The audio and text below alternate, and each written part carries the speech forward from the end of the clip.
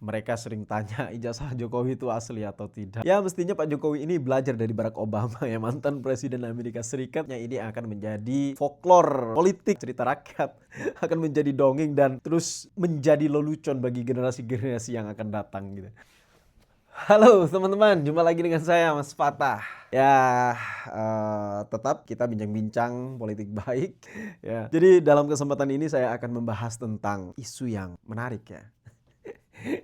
Menarik untuk ya nggak tahu ini menarik atau enggak bagi publik. Yang jelas isu ini terus diperbincangkan di masyarakat maya atau di media sosial ataupun di masyarakat elit ya, di kancah nasional termasuk masyarakat di bawah itu. Kalau saya pulang ke kampung mereka sering tanya ijazah Jokowi itu asli atau tidak. Kalau saya tidak bisa menjawab itu asli atau palsu karena saya juga tidak mengetahui persisnya seperti apa itu ijazah Pak Jokowi. Tapi teman-teman mengingat ini ya, isu ijazah ini sudah berlarut sepanjang masa. Mungkin juga sepanjang Pak Jokowi memimpin republik ini ya. Sampai beliau juga purna tugas atau selesai menjadi presiden. Jadi ini ya teman-teman. Entah sampai kapan kita tidak tahu persoalan ijazah atau polemik ijazah ini akan berakhir dan terus berlanjut ya.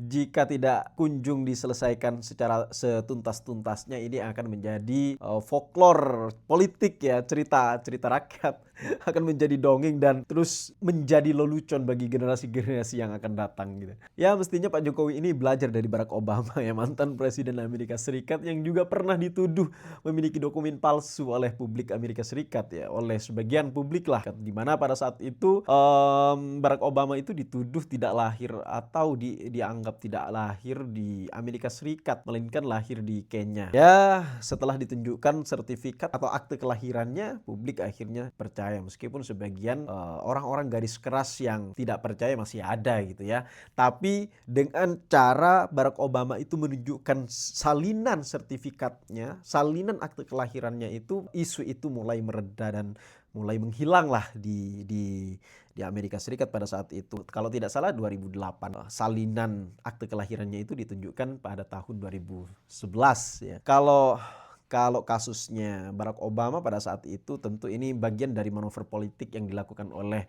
rival politiknya atau lawan politiknya ya. Karena untuk menjadi presiden, mencalonkan sebagai presiden di sana itu harus benar-benar berwarga negara kelahiran Amerika Serikat. Tidak hanya sekedar dia orang atau berwarga negara Amerika Serikat, tapi juga kelahiran di Amerika Serikat. Jadi istilahnya di sana itu untuk menjadi presiden ya dia harus benar-benar natural born citizen. Itu yang kalau di Amerika Serikat secara konstitusional memang diatur sudah di sana gitu. Berbeda dengan Obama ya, isu ijazah Jokowi ini justru terus berlarut-larut sampai berjilid-jilid hingga tahun 2024 dan 2025 sampai hari ini pun ya, meskipun dari pihak penyidik itu telah menunjukkan ijazah yang katanya ijazah aslinya kepada kelompok Roy Suryo, tapi Roy Suryo tetap ngotot itu tidak asli dan 99,9% katanya tidak asli gitu ya. Ini memang entah ya, kita tidak paham apa ini berdasarkan benar-benar berdasarkan pengetahuan atau berdasarkan kebencian saja. Kita kan melihatnya secara politis saja ya. Tapi yang jelas teman-teman, kenapa dari awal Pak Jokowi itu tidak benar-benar menunjukkan kepada publik yang meminta. Ya publik kan berhak untuk meminta, memastikan ijazah pemimpinnya atau presidennya itu asli atau enggak gitu kan. Jadi ada dua hal. Kalau menurut saya ada dua hal. Pertama, mungkin Pak Jokowi menganggap persoalan ijazah ini untuk menunjukkan kebenarannya asli atau enggak itu bukan otoritas dia tapi otoritas instansi yaitu UGM ya. Tapi selain itu juga saya melihatnya ini persoalan gengsi, persoalan dignity sebagai seorang presiden ya. Ketika publik masyarakat menuntut, sebagian masyarakat atau civil society menuntut bahwa menuduh bahwa ijazahnya asli, dia tidak benar-benar ingin tunduk pada tuduhan itu. Sehingga dia nggak mau lah, ngapain saya tunjukkan itu ke publik. Sehingga ini akan terus berlarut. Harusnya apa yang ya yang dilakukan Obama itu menjadi contoh gitu. Kira-kira begitu ya. Biar cepat selesai persoalannya dan masyarakat itu tidak terpolarisasi. Isu ini kan membuat masyarakat terpolarisasi menjadi percaya dan tidak percaya gitu.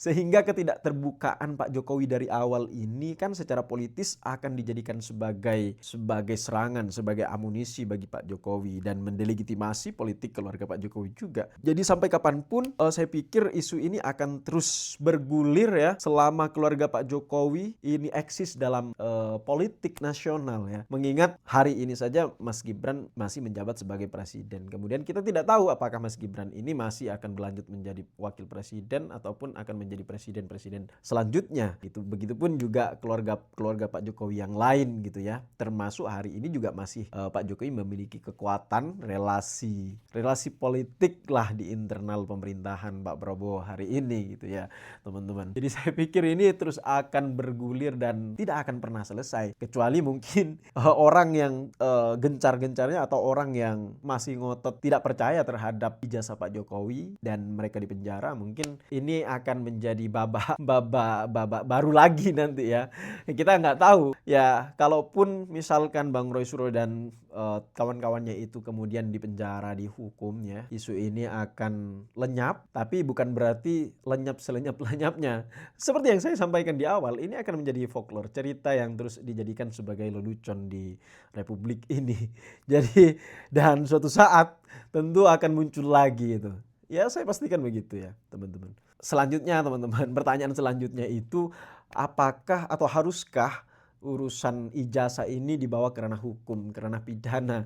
Bagi saya sih tidak ya. Seharusnya dalam masyarakat demokratis itu persoalan ijazah Pak Jokowi ini ya harus dibuktikan dengan argumentasi pengetahuan, mengedepankan dialektika pengetahuan, bukan justru dibungkam dengan cara-cara mempidanakan orang yang bermaksud untuk atau orang yang melakukan penelitian terhadap satu objek tertentu ya. Itu justru yang keliru bagi saya gitu. Ini kan pada dasarnya Bang Roy Suryo, Dr. Tifal, kemudian Bang Rismon ini kan upaya yang dilakukan mereka adalah lakukan penelitian terhadap ijazah yang dianggapnya itu tidak asli gitu. Ini kan kita menganggapnya sebagai ilmuwan yang seharusnya metodologi itu harusnya dilawan dengan metodologi, argumentasi dilawan dengan argumentasi gitu. Kemudian data juga dilawan dengan data, bukan argumentasi dilawan dengan pembungkaman ya teman-teman. Ini justru masuk ke dalam diskriminasi politik kalau seperti itu.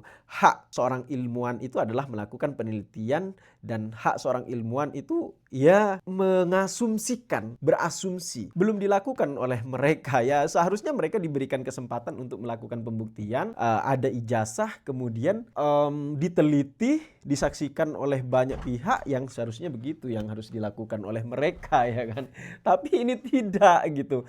Yang katanya kemarin penyidik itu sudah melakukan atau memperlihatkan ijazahnya tapi tidak boleh disentuh, hanya dilihat saja gitu. Ini artinya ini teman-teman, ya tidak sesuai dengan prosedur metodologi itu. Jadi benar ya, saya bukan berarti mendukung Bang Roy Suryo ya, tidak juga menyalahkan kelompok Pak Jokowi, enggak begitu. Kita hanya ingin memberikan pandangan saja, kira-kira begitu teman-teman. Dan ini lagi teman-teman, jika metodologi atau pengetahuan itu tidak dilawan dengan pengetahuan, justru dilawan dengan pembungkaman atau dihadapkan dengan pasal-pasal fitnah misalkan, ini justru akan membuat dunia pengetahuan, dunia keilmuan ini suram ya di masa yang akan datang. Kenapa? Karena seorang ilmuwan, seorang peneliti pada akhirnya takut berargumentasi terhadap hasil penelitian yang dilakukan oleh mereka gitu.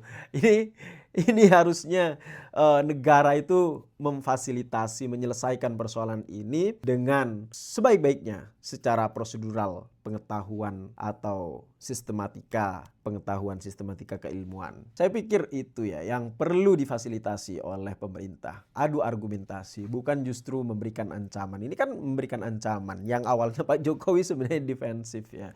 Yang membiarkan orang-orang yang menuduhnya, tapi hari ini kan Pak Jokowi sudah mulai ofensif, menyerang balik.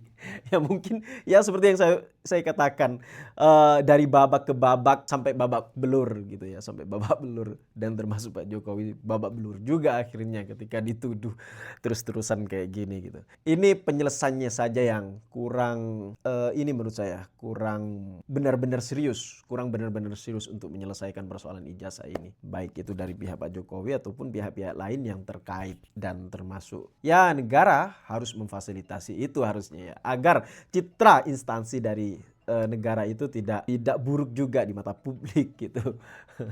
Jadi saya pikir itu ya teman-teman. Terus bagaimana menurut teman-teman? Kita biarkan isu ijazah ini terus berlarut atau kita no comment aja terkait terkait polemik ijazah ini? Karena begini, selain kita harus mencari pekerjaan, banyak teman-teman kita di luar sana yang sibuk mencari pekerjaan dan susah mendapatkan pekerjaan, dan kita juga sibuk bekerja. Ya, setiap hari harusnya disuguhi informasi-informasi yang berkualitas lah ya.